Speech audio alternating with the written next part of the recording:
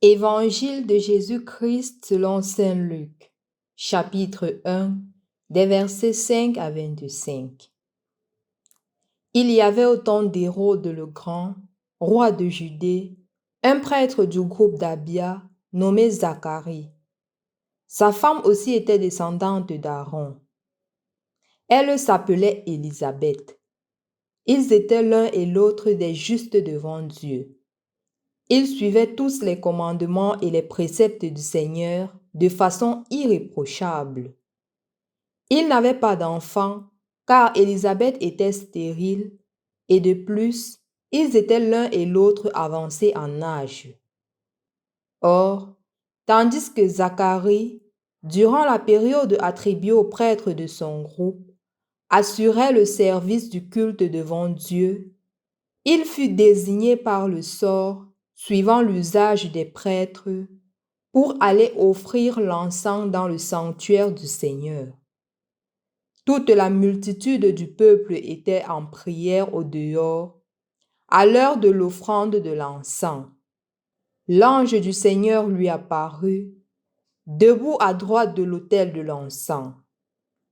À sa vue, Zacharie fut bouleversé et la crainte le saisit.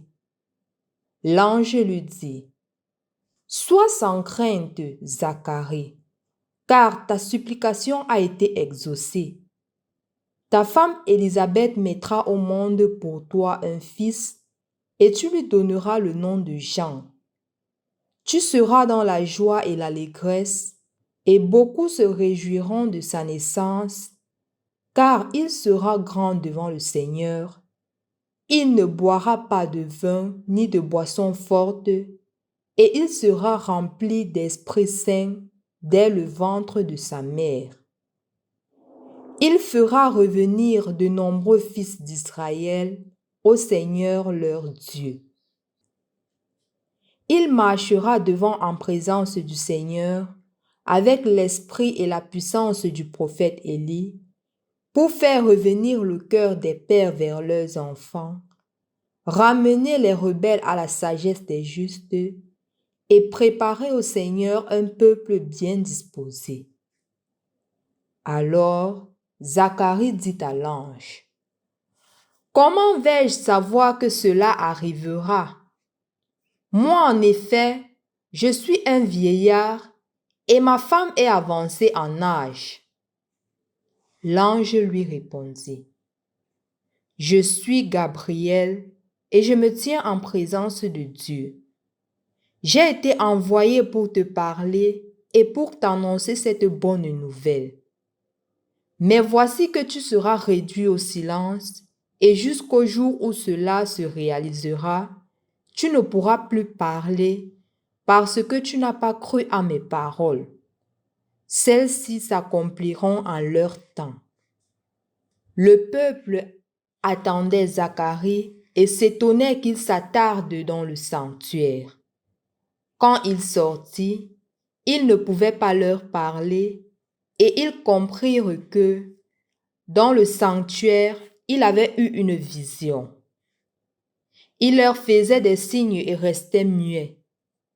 Lorsqu'il eut achevé son temps de service liturgique, il repartait chez lui. Quelque temps plus tard, sa femme Élisabeth conçut un fils. Pendant 5 mois, elle garda le secret.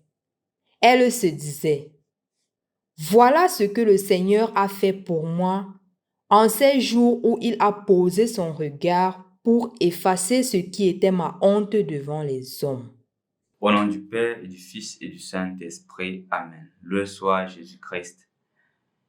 Parfois, nous demandons des choses au Seigneur et ça prend plus de temps que cela n'était prévu par nous. Parfois, nous demandons une chose au Seigneur en 2020 et nous sommes exaucés en 2027. Nous demandons des choses au Seigneur en 2015 et c'est en 2025 que nous sommes exaucés. Et parfois, nous demandons des choses au Seigneur en 2023, le même jour, le lendemain, nous sommes exaucés. Et cela fait effectivement partie du plan de Dieu, parce qu'il sait ce qu'il doit nous donner à temps opportun, au temps voulu. C'est ce qui se passe d'ailleurs aujourd'hui dans la vie de Zacharie. Zacharie a demandé une chose au Seigneur depuis longtemps, depuis très longtemps. Il se retrouve là vieux, incapable maintenant d'avoir l'enfant. Et c'est là que le Seigneur apparaît et lui dit, à travers l'ange, que tu mettras au monde, ton épouse aura un fils. Il s'appellera Jean-Baptiste. Chers frères et sœurs dans le Christ, je voudrais que nous méditions un peu sur la patience. Jusqu'où sommes-nous patients? Et quand on parle de patience, on parle de confiance. Et quand on parle de confiance, on parle de foi en Dieu. Jusqu'où avons-nous foi en Dieu? Avons-nous foi en Dieu seulement quand les choses vont bien dans notre vie? Avons-nous foi en Dieu seulement quand les choses sont comme nous avons toujours désiré et comme nous avons voulu? Et quand les difficultés apparaissent, on commence à douter de la toute-puissance et de la présence de Dieu. Est-ce que c'est notre cas? Est-ce que c'est le cas pour chacun d'entre nous qui croit fermement que Dieu est son alpha et son oméga? Qui croit fermement qu'en tout et pour tout, Dieu ne l'oublie pas et ne l'oubliera jamais? Est-ce le cas pour nous aujourd'hui?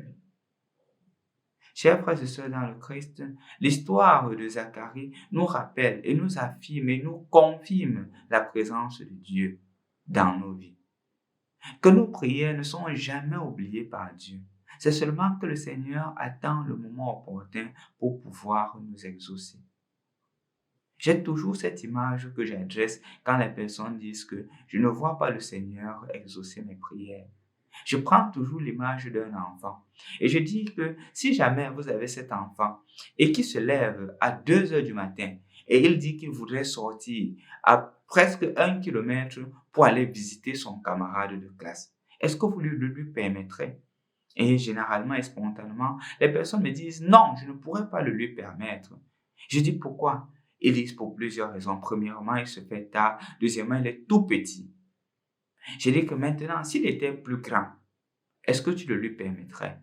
Ils disent, oh bien sûr, s'il est grand, il sait ce qu'il fait, il prendrait des précautions et cela pourrait être possible. Pourrait être possible. Et justement, parce qu'il est encore petit, j'ai peur que quelque chose de mauvais lui arrive. Je dis toujours que c'est la même image avec Dieu et nos prières. Parfois, le Seigneur ne t'exauce pas parce qu'il ne veut pas t'exaucer, mais parce qu'il sait que sûrement en t'exauçant, en ce moment T, cela te ferait plus de mal que de bien. Et donc, parce qu'il t'aime, il te dit patiente. Mais malheureusement, nous sommes peu à patienter. Nous sommes peu à faire confiance au Seigneur, à dire au Seigneur que Seigneur, tu sais mieux que moi ce dont j'ai besoin. Je te fais confiance, dirige ma vie. Aujourd'hui, mon frère, ma soeur, fais confiance au Seigneur.